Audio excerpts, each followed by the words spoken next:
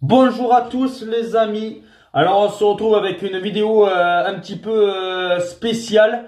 On sait que dans à peu près 3 semaines, un mois, il y aura la liste de Didier Deschamps pour l'Euro 2024. La vidéo sortira dimanche et on va faire ma liste. C'est ma propre liste des 23 joueurs plus 7 réservistes. Alors, on ne sait pas encore si ça va être 26 joueurs appelés pour cet euro-là, ou comme les anciennes compétitions, ou que ça va être une liste à 23. Si c'est à 26, eh ben, ça sera 26. Mais moi, j'ai pris comme si c'était à 23, plus 7 réservistes, au cas où, s'il y a des blessés de dernière minute que tu pourrais prendre, au cas où. Si tu as des blessés dans la liste de 23, on l'a bien vu à la dernière Coupe du Monde, Benzema qui aurait dû faire la Coupe du Monde a été remplacé par un Colomani, Christopher Nkunku qui a été remplacé par je sais plus trop qui, mais voilà, au moins tu as quand même des réservistes. Alors on aura 23 joueurs et 7 réservistes. On va commencer par les gardiens de but. Je l'ai fait bien sûr sur le site, vous pouvez le faire aussi, vos 23 joueurs sur le site l'équipe. Vous tapez l'équipe liste de Didier Deschamps pour l'Euro et vous pouvez aller la faire. Moi j'ai fait ça, plus bien sûr les réservistes. Alors on commence par les gardiens de but. Alors pour moi, Maguignan qui sera titulaire, qui sera le numéro 1 de l'équipe de France.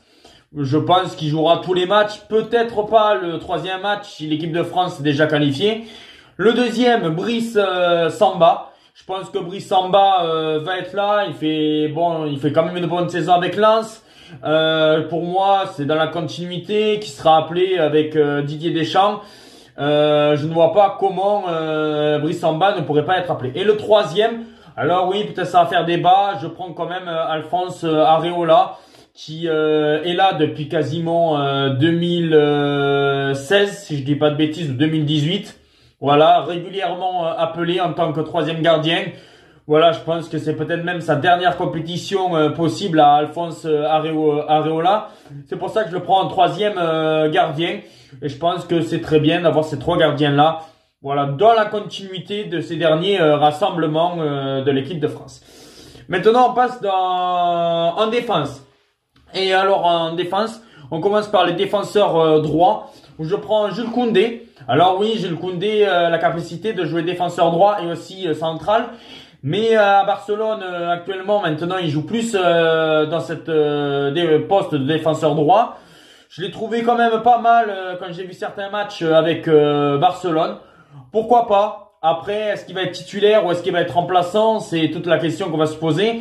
Le deuxième, j'ai vraiment hésité. Il y en avait pas mal. J'ai pris Jonathan Klaus quand même. Même si là actuellement il est blessé, mais je pense qu'il va bien revenir à l'Olympique de Marseille.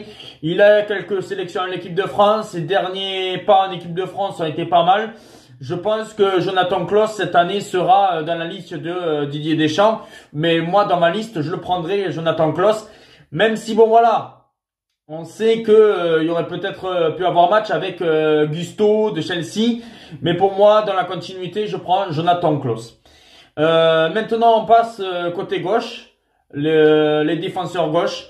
Je prends tout d'abord Théo Hernandez. Voilà, il n'y a pas photo, Théo Hernandez, voilà, c'est la base, voilà. Même si je le trouve très bon offensivement, mais il faut qu'il s'améliore un petit peu défensivement. Mais pour moi, je prends quand même voilà Théo Hernandez. Théo Hernandez est pour moi et peut-être même le numéro 1 à gauche. Voilà. Puis après sa doublure, Lucas Hernandez. Lucas Hernandez qui peut jouer défenseur gauche, comme il peut jouer aussi central.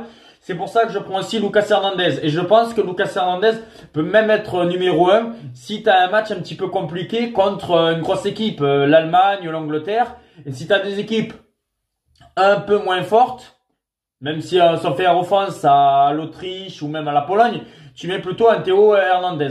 Mais je partirai sur les frères Hernandez côté gauche.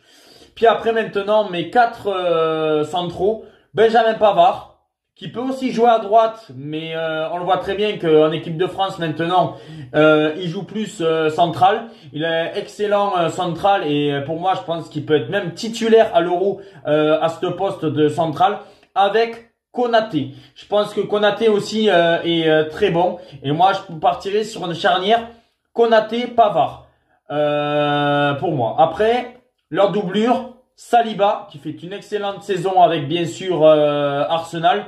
Je le prendrai en doublure et Upamecano. Alors oui, Upamecano pourrait être titulaire avec bien sûr Konaté. Ils se connaissent très bien à l'époque de Leipzig, à l'époque de l'équipe de France Espoir. Mais Upamecano joue plus. Voilà, il est remplaçant. Il joue très peu de matchs avec Tourelle et avec le Bayern de Munich. Je me dis, Pavard a une réelle chance d'être associé à Konaté pour cette Coupe du Monde en tant que titulaire. Mais voici mes défenseurs centraux et mes joueurs que j'appellerai dans cette liste de 23 en défense. Maintenant en milieu. Alors je pense qu'en milieu, je vais vous étonner de certains choix.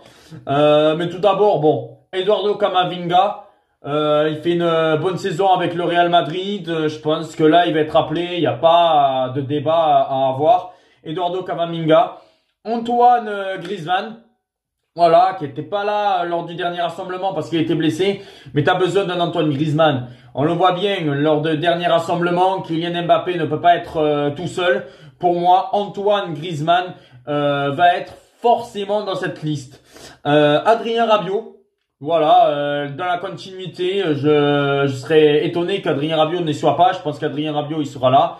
Chouameni, Aurélien Chouameni, qui fait aussi une excellente saison au Real Madrid. Et en plus, même il arrive à dépanner défenseur central au Real Madrid. Je pense pas que en équipe de France, il jouera ce poste-là. Parce que bon, voilà, on sait qu'on a pas mal de défenseurs centraux. Mais voilà, Chouameni, on a bien vu qu'il pourrait même peut-être dépanner en défense centrale. Mais Chouameni, de toute façon, pour moi, il est sûr d'être dans cette liste. Zaïre Emery, du Paris Saint-Germain. Alors, pas pour être titulaire, parce que les titulaires, on sait que ça va être pour moi Rabiot, Chouameni et Antoine Griezmann. Mais Zaïre Emery, je le verrai bien en tant que doublure qui pourrait rentrer en cours de match. Et puis après, alors là, bien sûr, vous allez être tous étonnés. Je prends Jordan Verretou, qui avait été à la dernière Coupe du Monde. Alors là, peut-être que c'est un choix du cœur parce que je suis pour l'Olympique de Marseille, mais je trouve qu'il fait une saison quand même assez folle. Jordan Verretou, il fait une saison folle avec l'Olympique de Marseille. Il a fait un match monstrueux contre Benfica et il fait des matchs pas mal actuellement aussi en Europa League. Je me dis, pourquoi pas? Après, c'est pas sûr, hein, il va pas jouer tous les matchs, mais tu peux le faire entrer lors du dernier match. Je pense que dans la continuité ou même dans la vie d'un collectif, dans la vie des 23, il va pas te proposer de problème. Après, j'hésitais avec Youssouf Fofana, mais Youssouf Fofana, vous le verrez par la suite que je le mets plutôt en réserviste que en tant que titulaire dans les 23. C'est pour ça que Jordan Verretou, je le prends dans ma liste de 23 joueurs en milieu de terrain. Et maintenant, on va passer aux attaquants. Alors là, je pense que je vais vous étonner aussi. Premier attaquant que je prends, c'est Bradley Barcola. Je prends Barcola parce qu'il fait une excellente saison avec le Paris Saint-Germain. Il est excellent avec le Paris Saint-Germain, il est excellent avec les espoirs. Alors, est-ce que si tu le prends pour l'Euro, est-ce qu'il pourra faire après ensuite les Jeux Olympiques? C'est à voir. Mais pour moi, Barcola, je le prends. Ousmane Dembélé, obligé aussi de le prendre. Alors oui, certes, il a beaucoup de déchets, mais des fois, quand tu le vois marquer ses buts contre Barcelone, après, il lui manque un peu la finition. S'il arrive à marquer un peu plus de buts, ça peut être l'un des meilleurs joueurs du monde. Alors Ousmane Dembélé, bien sûr, tu le prends. Olivier Giroud, que pour moi, qui mérite même d'être titulaire. Même si Marcus Thuram peut être titulaire aussi, mais Olivier Giroud, Kolo Muani. Alors oui, à Paris, il n'est pas excellent, mais pour moi, Kolo Muani, je le prends dans la liste des 23. Kylian Mbappé, ben bien sûr, c'est le capitaine de l'équipe de France. Pourquoi tu vas pas le prendre? Et Marcus Thuram. Et pour moi, je prendrai aussi Marcus Thuram. Il fait une excellente saison. Il est champion d'Italie. Il marque pas mal de buts, 14 ou 16 buts et 7 passes décisives. Je pense que Marcus Thuram, voilà, il y aura peut-être un petit match entre Marcus Thuram et Olivier Giroud pour qui va être dans le 11. Et maintenant, on passe bien sûr aux 7 réservistes que je prendrai au cas où s'il y a des blessés. Et on commence par Guillaume Rest. J'ai pas peur de le dire. Pour moi, je le trouve excellent cette saison. Le jeune gardien de but du TFC. Alors, il a seulement 18 ans, ou peut-être qu'il va faire 19. Il est gardien numéro 1 chez les Espoirs. Je me dis, tu peux le prendre en réserviste. Alors bon, je pense qu'il y aura pas de blessés côté gardien. Mais pour moi, Guillaume Rest, je le prends. Il fait une excellente saison. Guillaume Rest, je le prends en tant que réserviste. Après, Ferland Mendy. Parce que Ferland Mendy, il fait une excellente saison avec le Real Madrid. Pour moi, je le prendrai en doublure. Au cas où, si tu as un Saliba, un Konaté, un Upamecano ou même un Lucas qui peut être blessé, Ferland Mendy peut toujours vraiment dépanner et en tant que réserviste. Todibo, pareil.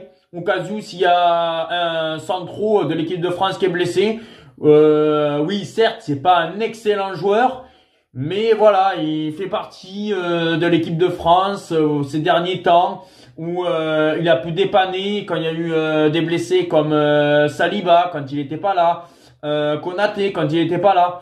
Moi, dans la continuité, pour moi, Todibo dans les réservistes. Youssouf Fofana dans les réservistes. Alors si Youssouf Fofana est dans la liste des 23, j'aurais mis Jordan Verretou.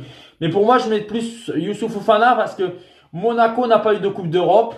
Et pour moi, la Coupe d'Europe compte énormément. Et quand on voit, comme je le répète, Jordan Verretou qui fait une Europa League quand même sensationnelle, c'est pour ça que je le prends dans les 23 et que Youssouf Fofana, je le mets réserviste. Mais après, ça me choque pas que dans les commentaires, vous me dites que Youssouf Fofana mérite amplement d'être dans la liste et Jordan Verretou dans les réservistes ou peut-être même pas du tout. Mais pour moi, Youssouf Fofana dans les réservistes. Guendouzi.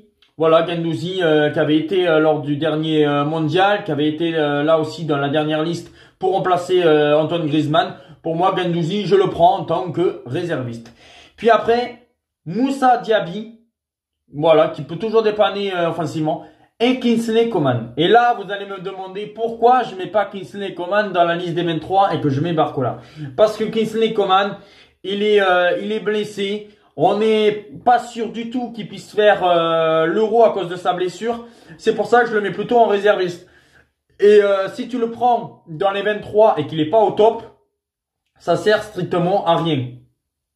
Parce que si tu prends Coman et qu'au final il est blessé, tu vas prendre Barcola à sa place.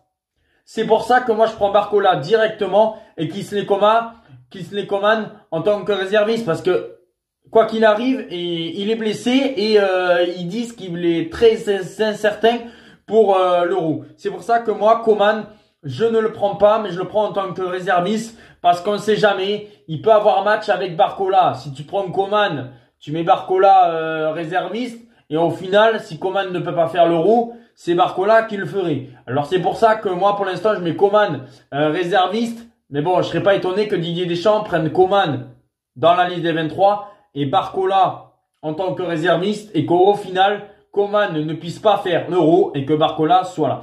Dites-moi en commentaire, la vidéo aura duré quand même un petit peu longtemps, votre liste des 23, vos réservistes, est-ce que vous êtes d'accord? Et on se dit rendez-vous pour d'autres vidéos où je pense que bientôt il y aura ma simulation de qui va gagner l'Euro. Ciao les amis!